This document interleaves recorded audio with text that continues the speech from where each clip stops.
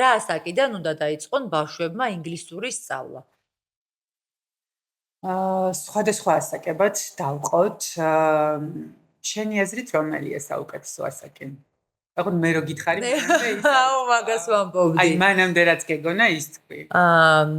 აი არ ვიცი, ალბათ 9-10 წლიდან, ალბათ.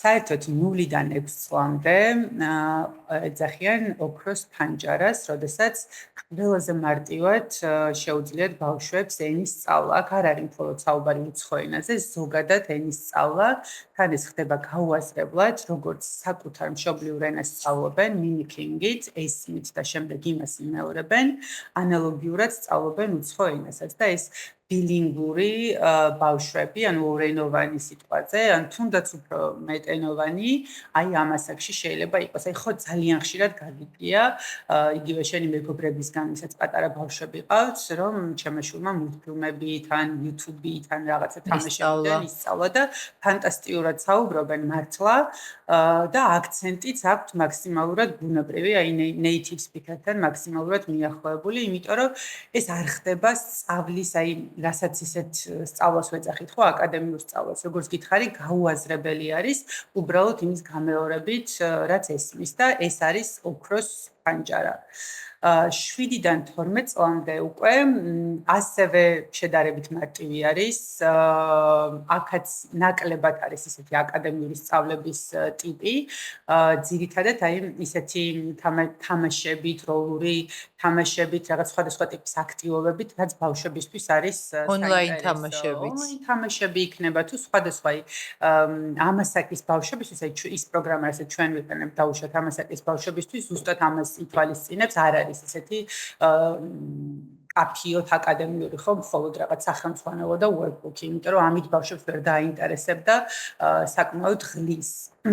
პირიქით უნდა იყოს ისეთი აქტივობები, ოღონდ რა თქმა უნდა ეს ყველაფერი უნდა ხორციელდებოდეს იმ სამიზნე ენაზე და ესეც საკმაოდ კარგი ასაკი არის. უკვე 13-დან სადღაც 20 წლამდე, დასწავლის ასაკამდე, შენ ასაკში, აქ უკვე არის აი აკადემიური გააზრებული სწავლა შემოდის, სადაც რა თქმა უნდა შედეგები ძალიან კარგია, ძალიან სწრაფია, მაგრამ ცოტა მეტი ძალისხმევა სჭირდებათ.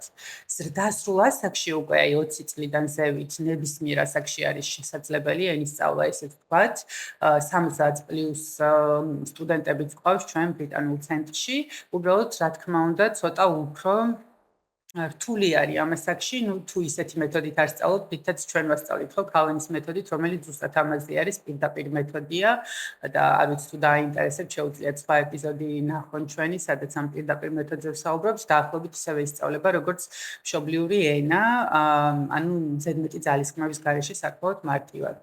რომ შევაჯამოთ, ნებისმიერ ასაკში შეიძლება ენის სწავლა, ბავშვებს რაც შეეხება, ხო მოდი ისიც ვთქვათ, რომ ზუსტად ვიცი, ამ ვიდეოს რომ დავდებთ, კომენტარები იქნება, ჯერ ქართული ასწავლეთ ბავშვებს და ასე შემდეგ და თქვენც ისწავლეთ მაგასაც გვიტყვიან. თქვენც ისწავლეთ ნაკლებად ალბათ, მაგრამ თუ დაკვირვები ხარ, მე სულ ვაკვირდები ხოლმე, არ ვიცი შენ თუ უყურებ, ну ჯერ ეს ერთი ამას ფოლოდის დაწერს, ვინც ჩვენ არ გვიცნობს, იმიტომ რომ ქართულს არანაირად არ ვაკნინებთ პირიქით.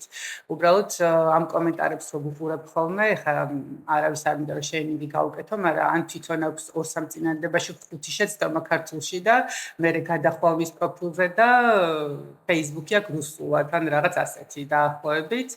ამაც რო თავი დავანებოთ, უბრალოდ იმ მშობლებს, ვისაც მართლა აინტერესებდა, ხო, რეალურად შეიძლება არ იცოდნენ, ხო? ისევე როგორც მშობელი რო ხდები დაუშვათ რო გახდი, ხო, და გაინტერესდა დაუშვათ რომელ ასაკში უნდა მიიყვანო ბავშვი მისი ჯანსაღი ფიზიკური განვითარებისთვის დაუშვათ სპორტზე და ასე შემდეგ, ხო, ყველაფერს თავისი ასაკი აქვს.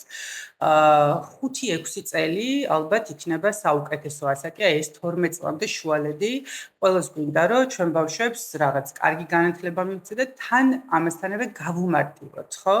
ამისთვის აი 5-დან 12 წლამდე არის საუკეთესო ასაკი ბავშვისთვის ენის შესასწავლად. კარგი ნინო, მადლობა.